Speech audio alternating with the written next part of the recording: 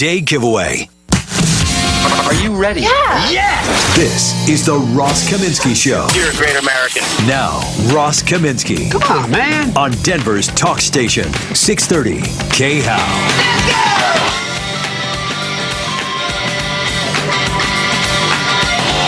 go! All right, good morning. I'm Ross. Thanks so much for being here. I think it's Thursday. Is that right? Is it Thursday? That is my favorite day of the week. I don't know why. It just is. So thank you so much for starting your day with me. We got a lot of different topics to cover today, and I want to start off with this thing. So Democrats frequently act in the economic sphere as if incentives don't matter, whereas economics really is almost entirely the study of incentives, if you think about it. What is a price, which is the most important thing in all of economics, a price? What is a price? A price is something that represents the incentives of the buyers and the sellers and how much each of them cares about the thing they're buying or selling in terms of its value versus its cost and how much profit they need, and on and on and on. It's all about incentives, right? If the price is too high, you incentivize other people to try to sell it, but you disincentivize buying. The converse if the price is too low. Lots of other things in economics are about incentives too. One example is, how do you incentivize people to work or to not work? And it's a weird thing because Democrats often act when they discuss things like tax policy. They act as if there's no such thing as incentives and that people won't change their behavior if their environment changes. This is why, as an example, whenever Democrats pass a tax hike, the increased revenue, if it shows up at all, is always, and I do mean always, less than they predicted the revenue raise would be, because the tax hike changed incentives. It disincentivized work, or it disincentivized investment, or it disincentivized getting out of investments after a period of time. And you know, when you raise capital gains taxes, it caused people to stay in investments longer than they otherwise would, and that way delay having to pay the tax until some better administration made a more reasonable tax policy. People respond to incentives. And, you know, I'll tell you, you think about when Bill Clinton was forced to cut the capital gains taxes in the mid-1990s, basically forced by Newt Gingrich and the Republican Congress. And there was all this talk about how much revenue it would cost government, as if I really care a lot about that. But there was all, and instead what happened is there was a massive, massive increase of revenue to the government when they slashed the capital gains tax, because it spurred risk-taking and innovation and was quite a large factor in building the internet, in my opinion. Not Al Gore, which I like to write as one word, A-L-G-O-R-E. So, what do you mean? Well, Al Gore must have rhythm. We hear about it all the time. We do? Algorithm. Oh, God. You didn't properly introduce yourself. For that joke, I'm not gonna. All right. So, and I'll say one other thing before we get to the issue at hand. Every once in a while, Democrats admit that they understand there are incentives. Most of the time they don't.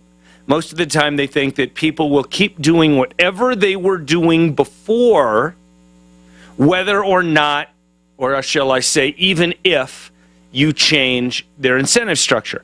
Every once in a while, and this is a thing that always comes to my mind, I remember a few years ago, I saw a television advertising campaign for the state of New York, and then I think I saw another one for the state of Michigan, both states that are run by Democrats. And in those advertising campaigns, and I remember New York particularly, it said, come set up your business here and we will give you, you know, special tax treatment, you know, for the first few years you won't have to pay any of this, that, or the other kind of tax if you set up your business in New York. And that, of course, is more than a tacit admission that Homo economicus, as we are sometimes called, that we do react to economic incentives. And of course we do. We react to incentives in everything in life. You know, when it comes to how we shop, to what job we take, to who we date or marry, to what television shows we watch, to what sports we play, there are incentives everywhere. And if you think about what caused me to make that decision, you will always find an incentive, right? That's how it works. All right, this is a very long introduction. So Joe Biden has consistently said that the federal government's paying unemployed people a bonus to be unemployed, an extra $300 a week on top of whatever their state unemployment is.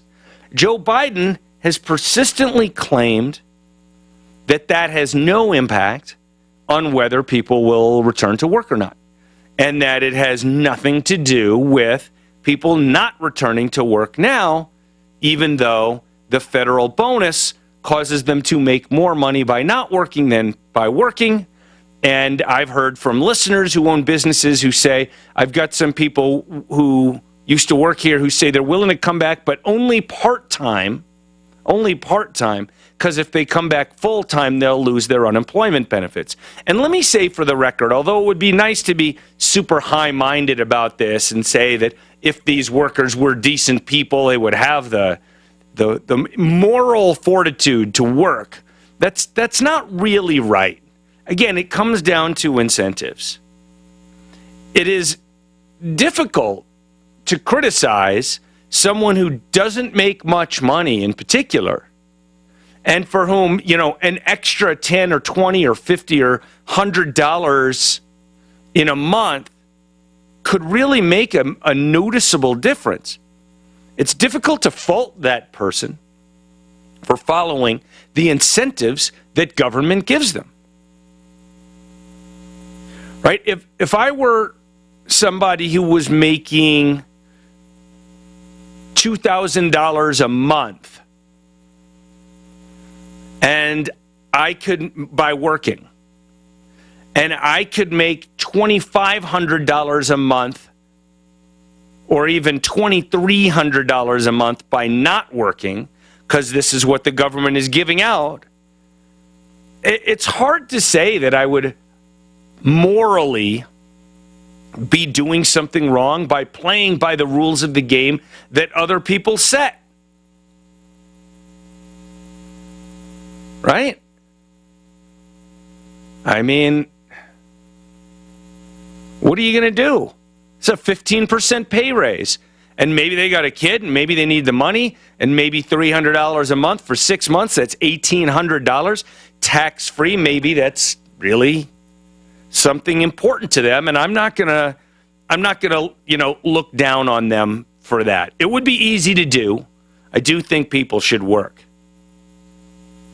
I do think people who would make the same amount of money not working as working should work. But I'm going to leave my judgment, my judginess, for the politicians. So the federal government is creating this labor shortage and acting as if they're not. Governor Jared Polis, who, whatever you think of the guy, does have a private sector background and certainly understands incentives better than econo-moron Joe Biden does, who doesn't understand the first thing about economics and has never had a productive private sector job. So here's the news from Colorado yesterday, and I want to make sure you know that coming up about half an hour from now, I'm going to have Joe Barella from the Colorado Department of Labor and Employment on the show. So if you have any questions about what I'm going to tell you now, text them to me at 57739 or email me at ross@khow.com, and I will ask Joe these questions. I'm going to go to the Denver Post now. The state of Colorado will pay unemployed Coloradans up to $1,600 to get them to go back to work full time. Governor's office announced this yesterday. Governor Polis signed an executive order creating a program called the Colorado Jumpstart.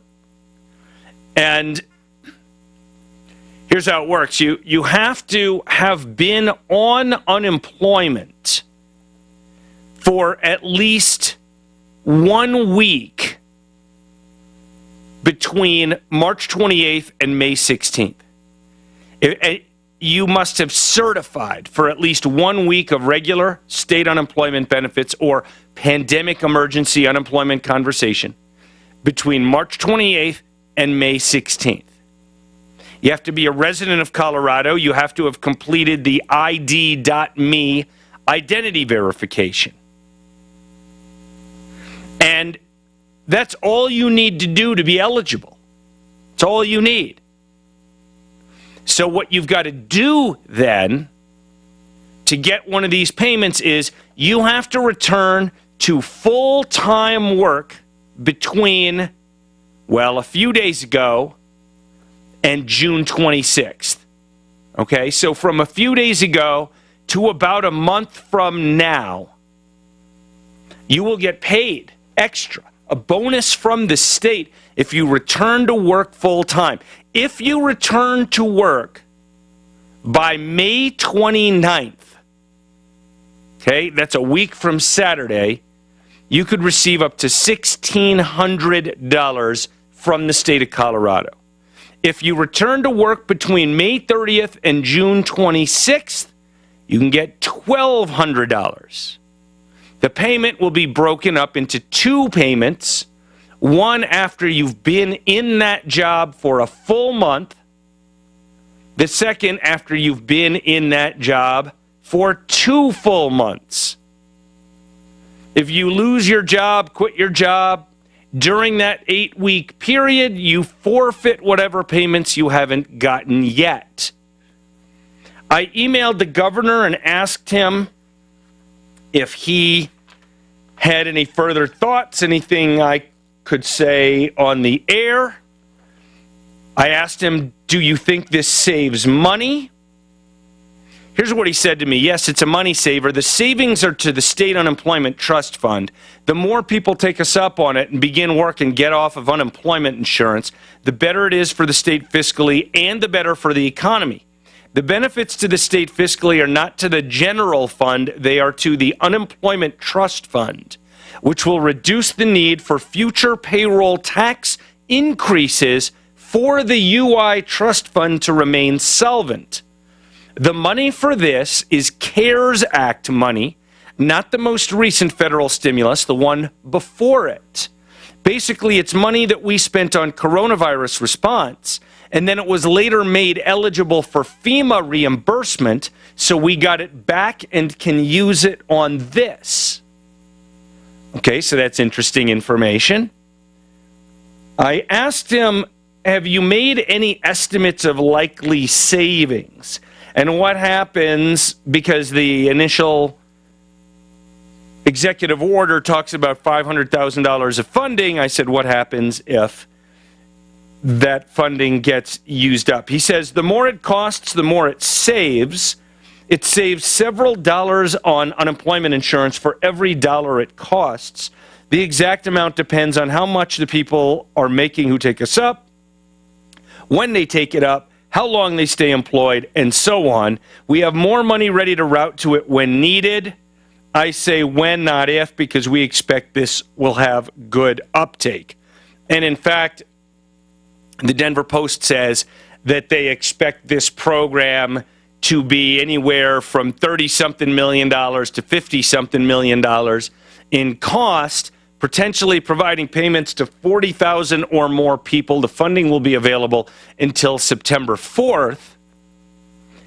And Colorado has struggled to add jobs back. Even the Denver Post, which I'm sure doesn't like writing this stuff, says Colorado's unemployment rate in March was 6.4%, or more than 200,000 people. But job boards show more than 282,000 active openings, suggesting there are thousands who have chosen not to enter or return to the workforce. The state hopes this incentive program will bring people back into the workplaces for the long term. I think this is a very creative idea. I think it demonstrates an understanding that we don't usually get from Democrats, that people do, in fact, respond to economic incentives. I do suspect it is a net savings. And also, as much as I generally dislike the idea of, federal money going to states, that's spilt milk under the bridge already, right? That money has been appropriated and sent out by the federal government. That money is already a burden on my children, and it's not going to become any less of a burden on my children. So I want it to be used in the way that makes the most economic sense, which is not anything on the usual liberal wish list.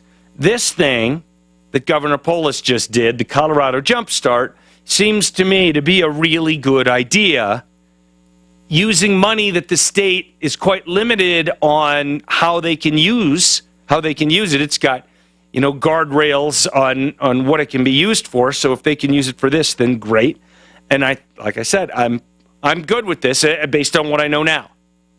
And I got to say, I really appreciate the implicit thumb in the eye by Jared Polis to Joe Biden here by saying, well, I guess if you're going to pay people not to work, I guess I'm going to have to pay people to work. But really, it'll get them off of the unemployment lines. And I think it is a really, really good thing. Let me do 1 minute on this, and I may take it up in some more detail a little bit later on. A study was released yesterday. Actually, a couple of credible studies were released yesterday that were picked up by multiple media outlets, not conservative outlets. The one I'm looking at right now is in New York Magazine. USA Today had it also. Here's the headline from New York Magazine. New research suggests number of kids hospitalized for COVID is overcounted. And they have found that pediatric hospitalizations for COVID-19 were overcounted in California and therefore probably in the nation by at least 40%. 40%. Part of the reason is probably that hospitals get paid more if they claim someone is a COVID patient. But at least 40%. We have probably been wildly misled about the risk of COVID to children. We'll be right back. KHOW Denver, 630 KHOW, an iHeart radio station.